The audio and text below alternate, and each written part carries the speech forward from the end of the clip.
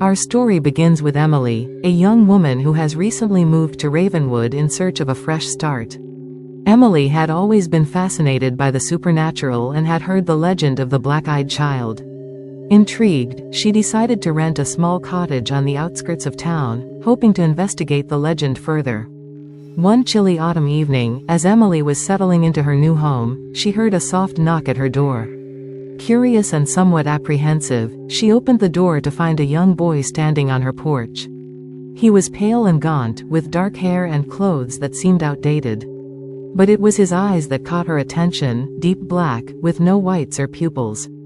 "Can I come in?" the boy asked, his voice soft and eerie. Emily felt a shiver run down her spine. She had read the stories about the black-eyed child, but seeing him in person was far more unsettling. She hesitated, unsure of what to do. "Please, I'm lost," the boy said, his eyes wide and pleading. Despite her fear, Emily couldn't bring herself to turn him away. "I'm sorry," she said, her voice trembling. "I can't let you in. You need to leave." The boy's expression darkened, and for a moment, Emily thought she saw a flicker of anger in his black eyes. Without another word, he turned and disappeared into the night. Shaken by the encounter, Emily tried to put it out of her mind. But the memory of the boy's black eyes haunted her, and she couldn't shake the feeling that she had narrowly escaped something terrible.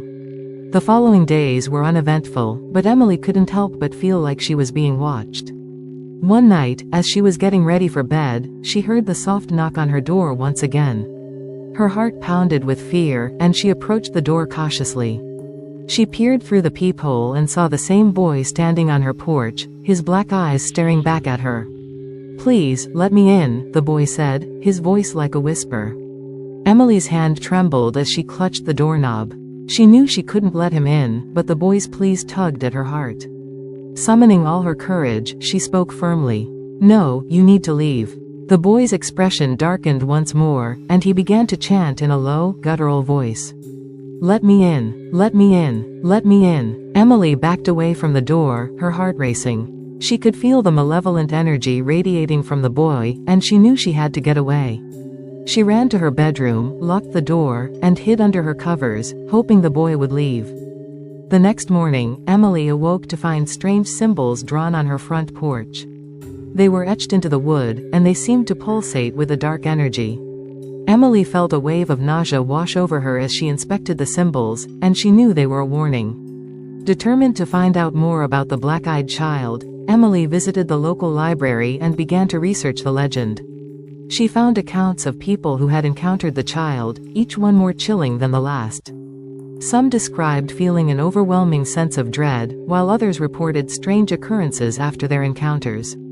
Emily's research led her to an old book on local folklore, which contained a chapter on the black-eyed child.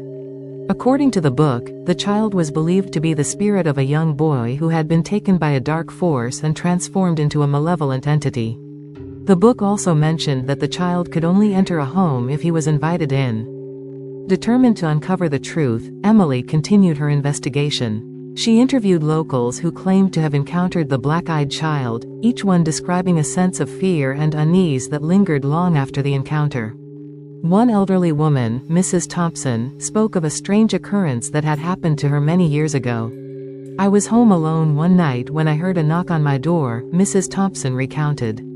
"When I opened it, there was a young boy standing there, asking to be let in. His eyes were black as coal, and I felt this terrible sense of dread. I refused to let him in, and he disappeared. But ever since that night, I've felt like I'm being watched." Emily listened intently, her curiosity growing. She knew there had to be more to the legend, and she was determined to uncover the truth. She continued to research, delving into old newspapers, journals, and any information she could find on the black-eyed child. Emily's investigation led her to a long-abandoned house on the outskirts of town. According to her research, the house had once belonged to a man named Arthur Blackwood, who was rumored to have been involved in dark rituals and occult practices. It was said that Arthur had been trying to summon dark entities, and many believed that he had succeeded. Determined to find answers, Emily decided to explore the house. She arrived at dusk, the sky tinged with the colors of an impending storm. The house was decrepit and covered in ivy, its windows shattered and its doors hanging off their hinges. Emily stepped inside, her flashlight cutting through the darkness. As she explored the house, she found evidence of Arthur's dark practices, strange symbols drawn on the walls, old books on the occult, and remnants of rituals. In one room, she discovered a journal that detailed Arthur's attempts to summon the black-eyed child. According to the journal, Arthur believed that the child was not a spirit, but a demonic entity that could be controlled and used for his own gain. With the knowledge she had gained from Arthur's journal, Emily returned to her cottage. She felt a growing sense of unease, knowing that the black-eyed child was more than just a legend. That night, as she lay in bed, she heard the soft knock on her door once more. Her heart pounded with fear as she approached the door, peering through the peephole. The young boy stood on her porch, his black eyes staring back at her. "Let me in," he whispered in a low, menacing voice. Emily backed away from the door, her mind racing. She knew she couldn't let him in, but she also knew that he wouldn't leave her alone. She decided to confront him, hoping to find a way to end the haunting. Grabbing a crucifix from her bedside table, she opened the door and held it out in front of her. "Leave me alone," she commanded, her voice trembling. "I know what you are, and I won't let you in." The boy's expression darkened, and he let out a low, guttural growl. "You can't stop me," he hissed. "I will find a way in." Emily slammed the door shut and retreated to her bedroom, her heart racing. She knew she had to find a way to break the curse and banish the black-eyed child once and for all. With the knowledge she had gained from Arthur's journal, Emily decided to perform a ritual to banish the black-eyed child. She gathered the necessary items, candles, salt, and a book of incantations, and set up a protective circle in her living room. As she began the ritual, she could feel the dark energy in the air, growing stronger with each passing moment. The candles flickered, and the room grew colder. Emily chanted the incantations, her voice steady despite the fear that gripped her. Suddenly, the air was filled with a deafening roar, and the black-eyed child appeared before her, his eyes blazing with fury. "You cannot banish me," he hissed, his voice dripping with malevolence. Emily took a deep breath, steadying herself despite the fear gripping her heart.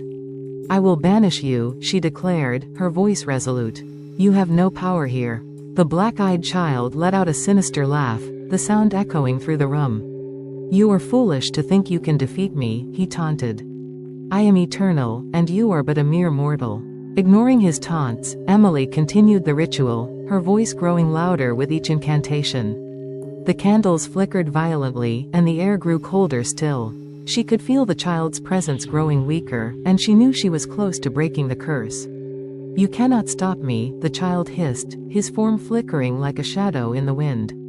"I will find a way in." Emily reached into the protective circle and threw salt at the child. "Leave this place," she shouted, her voice echoing with power. "You are not welcome here." The black-eyed child let out a final, ear-piercing scream, his form distorting and flickering like a shadow in the wind. The room shook violently, and the candles were extinguished, plunging Emily into darkness. She could feel the child's presence weakening, and she knew she was close to breaking the curse. The black-eyed child let out a final, ear-piercing scream, his form distorting and flickering like a shadow in the wind. The room shook violently, and the candles were extinguished, plunging Emily into darkness. She could feel the child's presence weakening, and she knew she was close to breaking the curse. Summoning all her strength, Emily continued to chant the incantations, her voice unwavering. The child's screams grew weaker, and his form began to fade. With a final, desperate wail, the black-eyed child vanished, and the oppressive atmosphere lifted. The room was silent once more, and Emily felt a wave of relief wash over her.